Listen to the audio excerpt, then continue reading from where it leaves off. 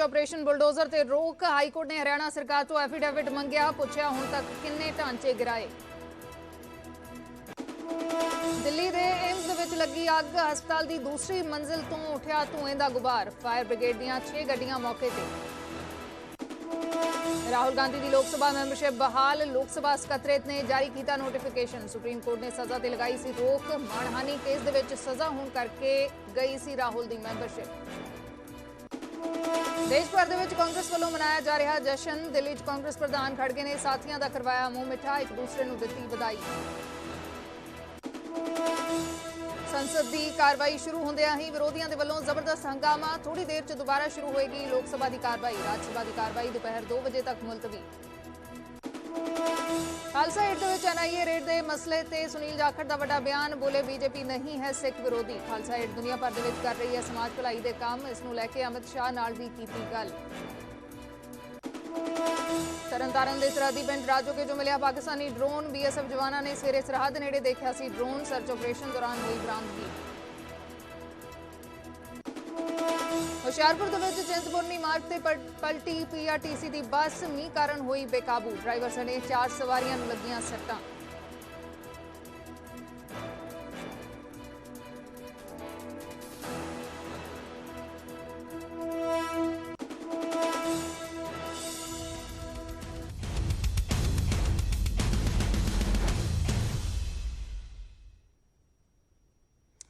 सत श्री अकाल मैं अर्शदीप संधू न्यूज़ 18 पंजाब देख रहे दर्शकों का स्वागत है। शुरुआत एक वड्डी खबर के नाल करते हैं। दिल्ली के एम्स हस्पताल दे विच अग लगन की खबर है। फायर ब्रिगेड दीआं 6 गड्डियां मौके ते पहुंचियां हुईयां ने।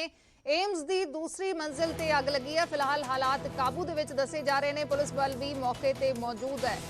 एम्स दे विच अग लगन की खबर है। दिल्ली के एम्स हस्पताल दे विच दूसरी मंजिल ते अग लगी है। फायर ब्रिगेड दीआं 6 गड्डियां मौके ते पहुंचियां हुई ने तस्वीरां भी सामने आईयां ने। फायर ब्रिगेड दीआं गड्डियां काबू पाउण दी कोशिश कर रही ने। फिलहाल हालात काबू दे विच दसे जा रहे हैं। पुलिस बल भी मौके ते मौजूद ने। दिल्ली के एम्स हस्पताल दीआं ये तस्वीरां ने जिथे दूसरी मंजिल च तुसीं अग दीआं लपटां देख सकदे हो। दिल्ली दा एम्स हस्पताल है जिथे दूसरी मंजिल तो धुएं का गुबार उठता नजर आ रहा। अग दीआं लपटां भी नजरी पै रही ने। फायर ब्रिगेड दीआं 6 गड्डियां मौके ते पहुंचियां हुई ने। पुलिस बल भी मौके ते मौजूद है। फिलहाल हालात काबू च दसे जा रहे हैं लेकिन तस्वीरां बेहद भयानक ने खास करके जो किसी हस्पताल चो अजिहियां तस्वीरां सामने आउंदियां ने कि कुछ वजह रही है अग लगन की यह भी साफ होएगा थोड़े समय दे विच। फिलहाल अग ते काबू पाउण दी कोशिश जिहड़ी हो रही है। 6 गड्डियां फायर ब्रिगेड दीआं मौके ते पहुंचियां हुई ने। एम्स की दूसरी मंजिल ते अग लगी है। पूरी जानकारी सांझी करांगे कि किहड़ा वार्ड है किस पासे किहड़ी बिल्डिंग दे विच अग लगी है। दूसरी मंजिल है एम्स हस्पताल की जिथे अग दीआं तस्वीरां सामने आईयां ने धुएं का गुबार उठिया है। फायर ब्रिगेड दीआं 6 गड्डियां मौके ते पहुंचियां ने। फिलहाल हालात काबू च दसे जा रहे हैं। पुलिस बल भी मौके ते मौजूद है। तस्वीरां दिल्ली के एम्स हस्पताल दीआं ने।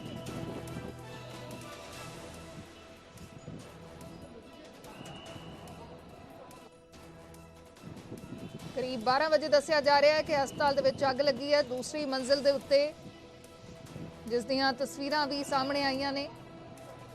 फिलहाल हालात काबू दे विच दसे जा रहे हैं। पुलिस बल भी मौके ते मौजूद है। फायर ब्रिगेड दीआं 6 गड्डियां अग बुझाउण दे लई पहुंचियां। किवें अग लगी है किहड़ा ये वार्ड है इस सब नूं लैके भी जानकारी सांझी करांगे। तस्वीरां बेहद भयानक ने। दिल्ली का एम्स हस्पताल है जिथे देश भर चों लोग अपने इलाज के लिए जाते हैं।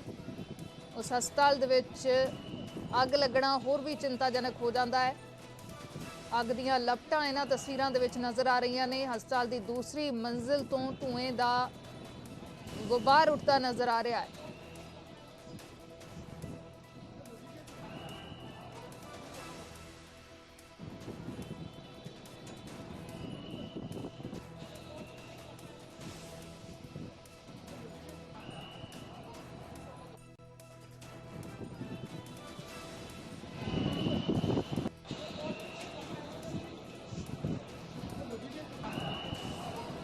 दिल्ली का एम्स हस्पताल है जिथों दी तस्वीरां सामने आईयां ने। हस्पताल की दूसरी मंजिल ते अग लगी है। करीब 12 बजे दसिया जा रहा है कि हस्पताल की दूसरी मंजिल ते अग लग गई जिस ते काबू पाने दी कोशिशां हो रही ने। फायर ब्रिगेड दी 6 गड्डियां मौके ते पहुंचियां।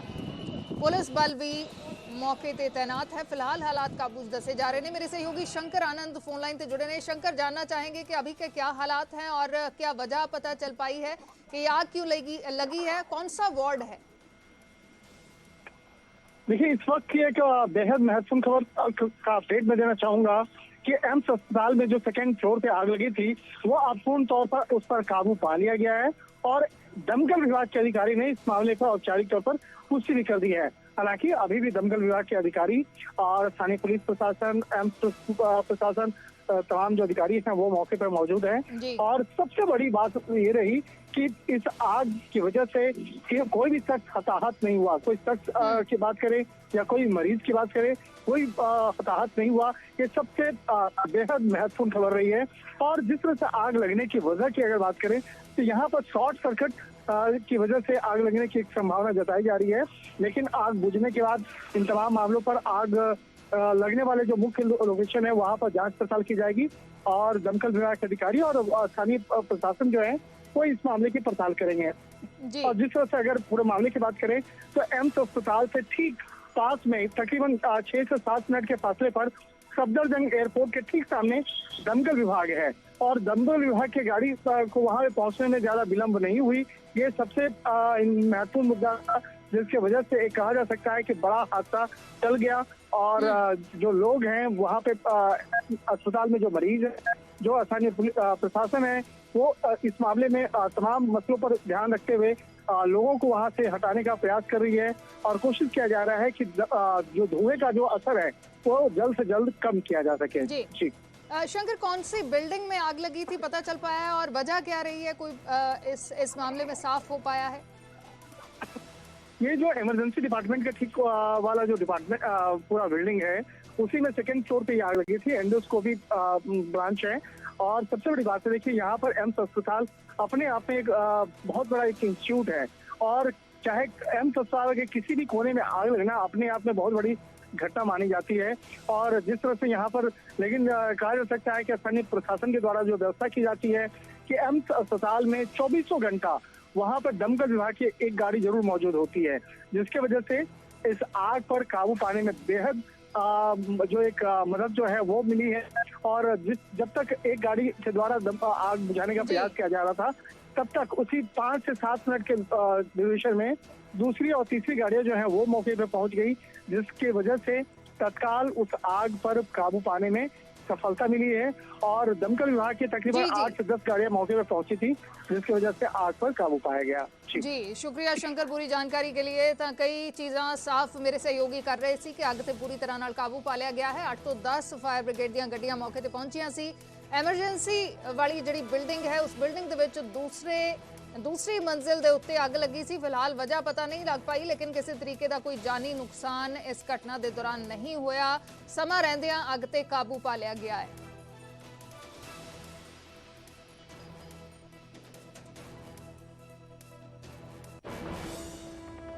उधर हरियाणा के नूंह जिले के ऑपरेशन बुलडोजर से रोक लग गई है। भन-तोड़ की मुहिम रोक दी गई है। हाईकोर्ट के हुक्मां के मुताबिक मुहिम रोकी गई है। नूंह हिंसा तो बाद नजायज़ निर्माण ढाए जा रहे थे, जिन्हां ते सवाल भी उठ रहे थे। 31 जुलाई को हरियाणा के नूंह के हिंसा भड़की।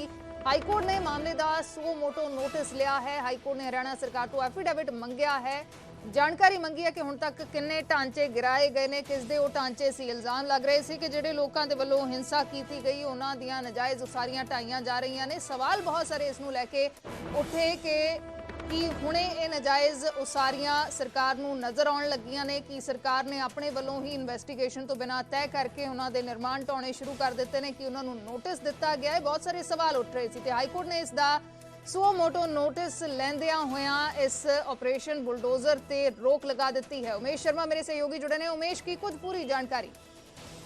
देखो, हाई कोर्ट ने सो मोटो लिया है और हरियाणा के जो एडवोकेट जनरल ने बलदेव राज महाजन उन्होंने कोर्ट में सद्या सीगा और उन्होंने एफीडेविट देने वास्ते कहा है हाई कोर्ट ने कि डिटेल मंगी है भी जोड़े बुलडोजर चल रहा सीगा ये जोड़े नोटिस पहला भेजे गए सी या नहीं भेजे गए सी कि किन्ने ढांचे तुसीं ढाए, सारी जानकारी मंगी है। और असी गल की सी एडवोकेट जनरल नाल भी, वो भी ऑर्डर की वेट कर रहे हैं एक्चुअली, क्योंकि कोर्ट ने जिहड़ी चीज़ कही होंदी उदों भी एक ऑर्डर आंदा है। हुण ऑर्डर कदों आएगा वो देखना होगा कि एग्जैक्ट ऑर्डर विच कोर्ट ने कहा की है, क्योंकि रोक तो लाती है लेकिन डिटेल जानकारी कोर्ट की कहना चाहता सी, कोर्ट ने किहड़ा एफिडेविट है किदां जानकारी मंगी है वो वर्बली होंदा है, उस बाद ऑर्डर विच भी कोर्ट लिखांदा होंदा बेंच ने, तो ऑर्डर की जिहड़ी हैगी है वेट हो रही है। उस तो बाद क्लैरिटी होएगी कि डेट किहड़ी है, कदों तक जवाब देना है कोर्ट विच, की जानकारी एग्जैक्ट होर की मंगी है। ये डिटेल ऑर्डर की कोर्ट की वेट हो रही है। खुद हरियाणा के जिहड़े एडवोकेट जनरल ने बलदेव राज महाजन वो ऑर्डर की वेट कर रहे हैं। जिद्दां ही ऑर्डर आएगा होर तफसील नाल जानकारी दे पाऊंगे, लेकिन इन्ना जरूर है कि कोर्ट ने सू मोटो लिया और जिहड़ा उत्थे चल रहा सीगा उस पर रोक है। एफिडेविट मंगया है, डिटेल एफिडेविट मंगया है, डेट केड़ी आएगी होर जानकारी की है वो ऑर्डर 'ਚ पता चलेगा। जी जी शुक्रिया उमेश पूरी जानकारी दे लई। तां डिटेल्ड ऑर्डर जदों आउंदा है तां कई चीज़ां साफ होणगीਆਂ कि की कुछ अदालत ने जानकारी मंगी है, लेकिन एफिडेविट मंगਿਆ ਗਿਆ है हरियाणा सरकार तो किन्ने ढांचे गिराए गए ने, कि उन्हां लोकां नूं नोटिस पहलां सर्व कीते गए या नहीं, इस नूं लैके जानकारी मंगी है। होर की कुछ जानकारी मंगी है ये डिटेल्ड ऑर्डर 'ਚ पता लगेगा। लेकिन 9 ਜ਼ਿਲ੍ਹੇ ਦੇ ਵਿੱਚ हरियाणा ਦੇ ਵਿੱਚ ऑपरेशन बुलडोजर वाली सरकार ਦੀ मुहिम रोक ਦਿੱਤੀ गई है।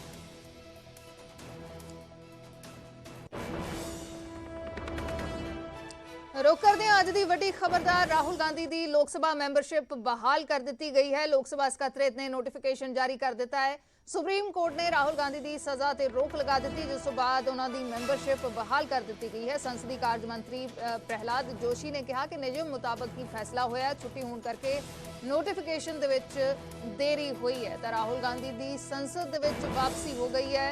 संसद दे विच उन्हां दी जिहड़ी लोक सभा मैंबरशिप है संसद की वो बहाल कर दी गई है।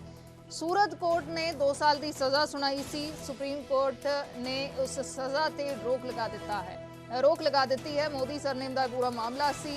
राहुल गांधी की लोक सभा मैंबरशिप रद्द कर दी गई। कांग्रेस के वलों ये इल्जाम लगाए गए कि बड़ी ही जल्दबाजी दे विच अपील करन तो भी पहला जल्दबाजी दे विच उन्हां दी लोक सभा मैंबरशिप रद्द कर दी गई। घर खाली करन दा नोटिस हो गया। अपील की राहुल गांधी ने, सूरत कोर्ट ने राहत नहीं दी। गुजरात हाई कोर्ट अपील की, गुजरात हाई कोर्ट ने भी राहत नहीं दी, लेकिन सुप्रीम कोर्ट ने इस सज़ा के उत्ते रोक लगा दी, जिस तो बाद हुण राहुल गांधी की लोक सभा मैंबरशिप बहाल कर दी गई है। ते संसदीय कार्य मंत्री प्रहलाद जोशी का बयान आया है कि फैसला नियमां के मुताबिक होया है, देरी इस करके देरी हुई है, नोटिफिकेशन दे विच छुट्टी होने करके देरी हुई है।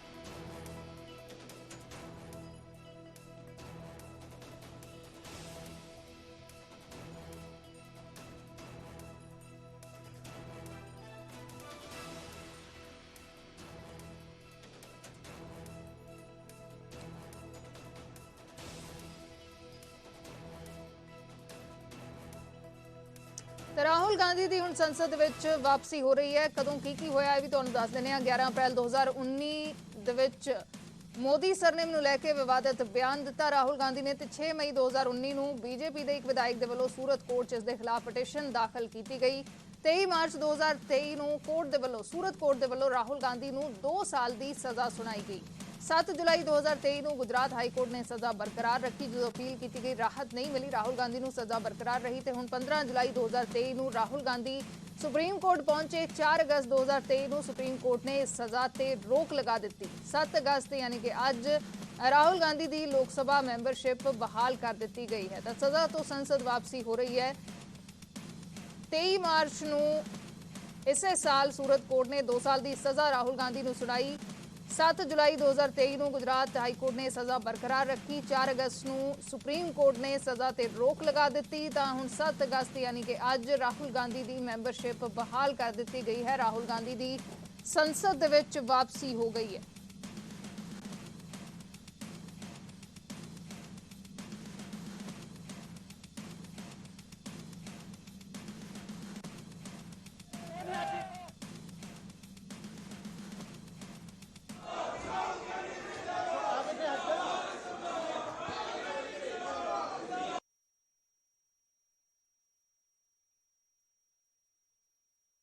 कल वो फ्राइडे आ गया है और सैटरडे संडे शायद नहीं होगा। वो स्पीकर आज निर्णय किया है। और क्या है, आज तो जो फ्राइडे होने के बाद आज तो रिस्टोर हो गए ना। कम से कम जो कॉन्स्टिट्यूशनल इंस्टीट्यूशन के बीच में जब चलता है विषय, थोड़ा संयम तो रखना पड़ेगा। तो ऐसे तो बाकी एमपीज़ को भी हुआ है। तो इसलिए जो कानूनी प्रक्रिया है, संवैधानिक प्रक्रिया है, वो प्रक्रिया हमने बिना डिले किए किया है। कांग्रेस कह रही है कि जानबूझ के जानबूझकर देरी की गई है सर, उसी समय आना था। क्या उसी समय का सुप्रीम कोर्ट डिसीजन आने के बाद ऑर्डर कॉपी पूछा था, ऑर्डर देने के बाद तुरंत कर दिया है। उनका कहना था कि जब राहुल गांधी की सदस्यता ली थी 24 घंटे के अंदर वो तो उस दिन वर्किंग आवर था जी।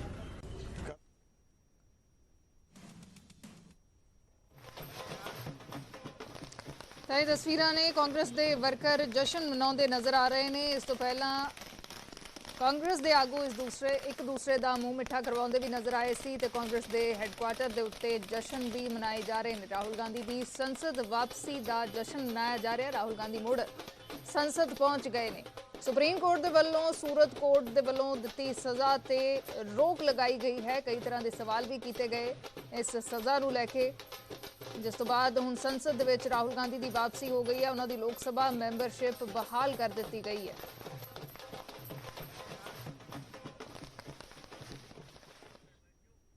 ਉਧਰ ਐਸਜੀਪੀਸੀ ਦੀ ਅੰਤਰਿਮ ਕਮੇਟੀ ਦੀ ਮੀਟਿੰਗ ਇਸ ਵੇਲੇ ਜਾਰੀ ਹੈ। ਐਸਜੀਪੀਸੀ ਪ੍ਰਧਾਨ ਹਰਜਿੰਦਰ ਸਿੰਘ ਧਾਮੀ ਦੀ ਅਗਵਾਈ 'ਚ ਮੀਟਿੰਗ ਹੋ ਰਹੀ ਹੈ। ਅੰਮ੍ਰਿਤਸਰ ਦੇ ਵਿੱਚ ਕਈ ਅਹਿਮ ਮੁੱਦਿਆਂ ਤੇ ਚਰਚਾ ਹੋ ਰਹੀ ਹੈ। ਸ਼ਾਮ 4 ਵਜੇ ਹਰਜਿੰਦਰ ਸਿੰਘ ਧਾਮੀ ਦੇ ਵੱਲੋਂ ਪ੍ਰੈਸ ਕਾਨਫਰੰਸ ਵੀ ਕੀਤੀ ਜਾਏਗੀ। ਤਾਂ ਕਿਹੜੇ ਮੁੱਦਿਆਂ ਨੂੰ ਲੈ ਕੇ ਇਹ ਮੀਟਿੰਗ ਹੋ ਰਹੀ ਹੈ ਉਹ ਵੀ ਜਾਣਨ ਦੀ ਕੋਸ਼ਿਸ਼ ਕਰਾਂਗੇ। ਇਸ ਵੇਲੇ ਐਸਜੀਪੀਸੀ ਦੀ ਅੰਤਰਿਮ ਕਮੇਟੀ ਦੀ ਬੈਠਕ ਜਾਰੀ ਹੈ। ਹਰਜਿੰਦਰ ਸਿੰਘ ਧਾਮੀ ਐਸਜੀਪੀਸੀ ਪ੍ਰਧਾਨ, ਉਹਨਾਂ ਦੀ ਅਗਵਾਈ ਦੇ ਵਿੱਚ ਬੈਠਕ ਹੋ ਰਹੀ ਹੈ।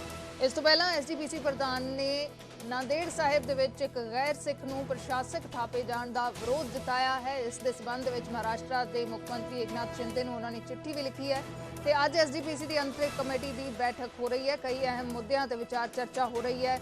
ਸ਼ਾਮ 4 ਵਜੇ ਹਰਜਿੰਦਰ ਸਿੰਘ ਧਾਮੀ ਦੇ ਵੱਲੋਂ ਪ੍ਰੈਸ ਕਾਨਫਰੰਸ ਵੀ ਕੀਤੀ ਜਾਏਗੀ। ਕੀ ਕੁਝ ਚਰਚਾਵਾਂ ਹੋਈਆਂ ਨੇ, ਕੀ ਕੋਈ ਮਤੇ ਪਾਏ ਗਏ ਨੇ, ਉਸ ਨੂੰ ਲੈ ਕੇ ਜਾਣਕਾਰੀ ਉਹਨਾਂ ਦੇ ਵੱਲੋਂ ਸਾਂਝੀ ਕੀਤੀ ਜਾਏਗੀ।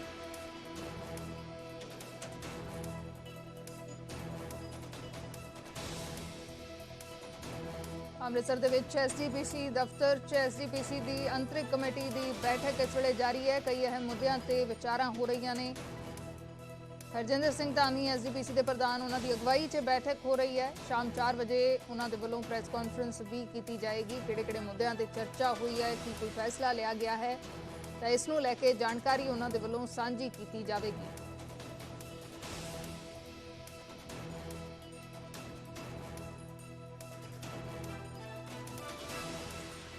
ਤਾਂ ਜਿਵੇਂ ਅਸੀਂ ਪਹਿਲਾਂ ਜ਼ਿਕਰ ਕਰ ਰਹੇ ਹਾਂ ਕਿ ਮਹਾਰਾਸ਼ਟਰ ਦੇ ਨਾਂਦੇੜ ਸਾਹਿਬ ਦੇ ਵਿੱਚ ਇੱਕ ਗੈਰ ਸਿੱਖ ਨੂੰ ਪ੍ਰਸ਼ਾਸਕ ਲਗਾਇਆ ਗਿਆ ਹੈ। ਉਸ ਦਾ ਐਸਜੀਪੀਸੀ ਵਿਰੋਧ ਵੀ ਜਤਾ ਰਹੀ ਹੈ। ਮਹਾਰਾਸ਼ਟਰ ਦੇ ਮੁੱਖ ਮੰਤਰੀ ਏਕਨਾਥ ਸ਼ਿੰਦੇ ਨੂੰ ਐਸਜੀਪੀਸੀ ਪ੍ਰਧਾਨ ਹਰਜਿੰਦਰ ਸਿੰਘ ਧਾਮੀ ਨੇ ਚਿੱਠੀ ਵੀ ਲਿਖੀ ਹੈ ਇਸ ਦੇ ਖਿਲਾਫ ਤੇ ਅੱਜ ਕਈ ਮੁੱਦਿਆਂ ਤੇ ਐਸਜੀਪੀਸੀ ਦੀ ਅੰਤਰਿਮ ਕਮੇਟੀ ਚਰਚਾ ਕਰ ਰਹੀ ਹੈ।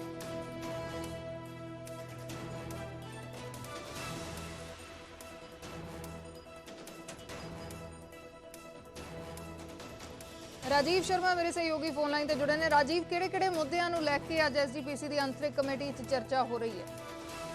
ਦੇਖੋ, ਜਿਹੜੀ ਐਸਜੀਪੀਸੀ ਦੀ ਅੱਜ ਮੀਟਿੰਗ ਹੈ ਉਸ ਦੇ ਵਿੱਚ ਕਈ ਅਹਿਮ ਜਿਹੜੇ ਮੁੱਦੇ ਨੇ, ਕਿਉਂਕਿ ਖਾਸ ਤੌਰ ਤੇ ਜੇਕਰ ਗੱਲ ਕੀਤੀ ਜਾਵੇ ਤਾਂ ਬੀਤੇ ਦਿਨਾਂ ਦੇ ਵਿੱਚ ਜਿਹੜੀ ਯੂਨੀਅਨ ਮੁਲਾਜ਼ਮਾਂ ਵੱਲੋਂ ਤਿਆਰ ਕੀਤੀ ਗਈ ਹੈ ਉਸ ਨੂੰ ਲੈ ਕੇ ਵੀ ਕਾਫੀ ਵਿਵਾਦ ਹੋਇਆ। ਇਸ ਤੋਂ ਇਲਾਵਾ ਤਖਤ ਹਜੂਰ ਸਾਹਿਬ ਦੇ ਵਿੱਚ ਜਿਹੜੇ ਮੈਂਬਰ ਬੋਰਡ ਦੇ ਵਿੱਚ ਸ਼ਾਮਲ ਕੀਤੇ ਗਏ ਨੇ ਉਹਨਾਂ ਨੂੰ ਲੈ ਕੇ ਵੀ ਐਸਜੀਪੀਸੀ ਦੇ ਪ੍ਰਧਾਨ ਇਤਰਾਜ਼ ਜ਼ਾਹਿਰ ਕਰ ਚੁੱਕੇ ਨੇ। ਇਸ ਤੋਂ ਇਲਾਵਾ ਖਾਲਸਾ ਏਡ ਦਾ ਜਿਹੜਾ ਮਾਮਲਾ ਹੈ, ਜਿਸ ਤਰੀਕੇ ਦੇ ਨਾਲ ਪਿਛਲੇ ਦਿਨਾਂ ਦੇ ਵਿੱਚ NIA ਦੀ ਜਿਹੜੀ ਰੇਡ ਹੋਈ ਹੈ, ਤਾਂ ਬਹੁਤ ਸਾਰੇ ਐਸੇ ਮਾਮਲੇ ਨੇ ਜਿਨ੍ਹਾਂ ਦੇ ਉੱਤੇ ਵਿਚਾਰ ਚਰਚਾ ਕੀਤੀ ਜਾਣੀ ਔਰ 3 ਵਜੇ ਦੇ ਕਰੀਬ ਐਸਜੀਪੀਸੀ ਪ੍ਰਧਾਨ ਵੱਲੋਂ ਪ੍ਰੈਸ ਕਾਨਫਰੰਸ ਕੀਤੀ ਜਾਣੀ ਹੈ।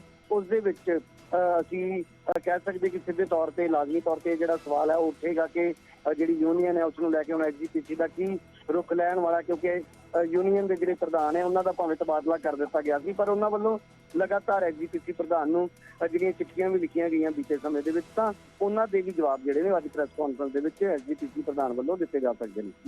ਜੀ ਸ਼ੁਕਰੀਆ ਰਾਜੀਵ ਪੂਰੀ ਜਾਣਕਾਰੀ ਦੇ ਲਈ। ਤਾਂ 4 ਵਜੇ ਐਸਜੀਪੀਸੀ ਦੇ ਪ੍ਰਧਾਨ ਪ੍ਰੈਸ ਕਾਨਫਰੰਸ ਕਰਨਗੇ।